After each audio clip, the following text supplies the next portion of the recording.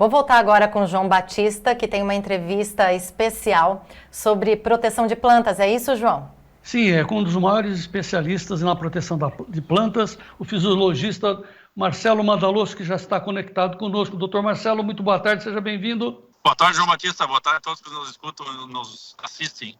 Sim, eu sei que o senhor está num evento aí, então desculpe a pressa aí, mas por favor, a gente precisa de uma informação da sua especialidade, que é a proteção de plantas. Está chovendo muito e o pessoal está muito preocupado com as doenças fúngicas. Como é que o senhor avalia a situação nesse instante da safra, professor? Olha, João Batista, eu estou aqui no Paraguai e a gente está com uma situação de ferrugem até interessante. No sul do Paraguai a gente tem uma situação de doença estabelecida e o pessoal com chuvas não consegue fazer aplicação, então está dando um intervalo maior, isso é bom para a ferrugem, né?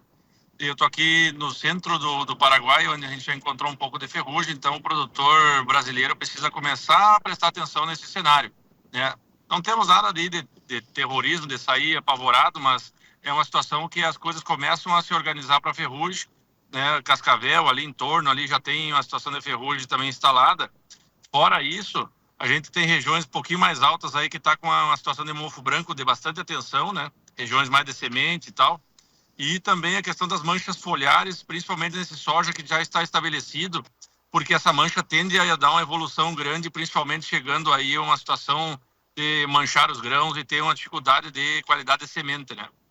Tá, mas quando se fala em ferrugem, como o senhor disse, não queremos ser terroristas, mas passa um frio na barriga dos produtores que já perderam muito com esses fungos. O alerta é para todo o Brasil? Essa é a primeira pergunta. Segundo, se nós temos produtos suficientes e com capacidade de conter os esporos, professor. A questão vamos chamar assim, desse começo de alerta aí já é para o pessoal dali do Paraná para baixo, vamos chegar assim, que a gente tem uma situação de condição que vai ficar mais favorável a essa situação, né? Do pessoal do Cerrado ainda é a dinâmica de ferrugem um pouquinho diferente, né? Apesar que teve algumas situações ali na serra, ali do Mato Grosso, ali que o pessoal atrasou os plantios, então possivelmente chegue uma situação de ferrugem nessa condição, né? Mas basicamente essa safra, João, é o seguinte, uma safra do cara ir acompanhando como é que vão as evoluções e fazer um feijão com arroz, tá? A gente não precisa inventar muita coisa, reduzir a questão dos intervalos, que o cara tende a querer aumentar o intervalo, e começar bem e começar cedo, né? Depois a gente vai organizando à medida em que as doenças vão aparecendo e tende aqui no Paraguai principalmente, tem uma chance muito grande essa ferrugem alavancar muito o final, Natal ou Ano Novo, né? E vai para o Brasil e nós vamos se deparar com ela aí crescendo muito dentro de janeiro. Tá. As outras doenças fúngicas também, o mofo branco, as manchas foliares, é o tratamento tradicional. Professor, qual é o melhor momento para aplicar? Final de tarde ou à noite mesmo ou começo da manhã? Essa é uma pergunta boa e principalmente o pessoal que quer fazer aplicação noturna, vamos chamar assim, né? Esse é o momento ideal para fazer aplicação. O que não pode acontecer na aplicação noturna, né? Não pode chover durante a noite ou na manhã seguinte, porque a penetração do fungicida é muito devagar e isso precisa com que tenha tempo. E, claro, se o produtor tem uma previsão para chover no outro dia, ele não vai fazer essa aplicação noturna, né? Vai ter que fazer depois. Então, no final de tarde, o produtor tem que cuidar muito com a questão da inversão térmica, que é um perigo nas aplicações.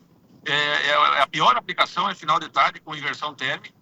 E aí, principalmente com esse cenário das entradas de fungicida, ele precisa organizar muito bem isso daí com a logística da aplicação.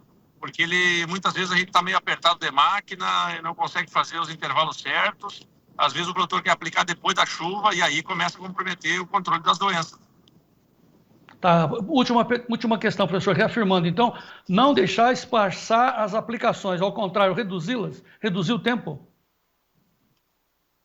Isso, exato. Então, à medida em que o produtor vai fazendo as aplicações, começando bem no cedo, protegendo o bacheiro, botando o produto bom antes de fechar as linhas, né? Ele vai pegar e fazer esse intervalo aí de 12, 14, 16 dias aí. Quem é que vai medir esse intervalo? Vai ser ele, o consultor dele, o agrônomo da lavoura, que vai estar medindo essas condições. Quanto mais intervalo a gente deixa entre uma aplicação e outra, mais espaço para entrar a doença dentro da soja. E aí a dificuldade de aplicação, quando fecha as linhas para frente, não chega mais produto no bacheiro. Então manchas vão subir, mofo vai aumentar, ferrugem vai tomar conta. Então o manejo de doenças é começar bem no cedo e organizar essa planta bem no cedo. Com recomendações finais do Dr. Marcelo Madaloso para essa safra que, por enquanto, avalio, quero saber do senhor, ela está vindo muito bem. Não vamos perdê-las, não vamos perder a safra para as doenças, né, professor? Exato, João. Nós temos um potencial aqui no Paraguai, também retomou as umidades, o potencial está muito bom.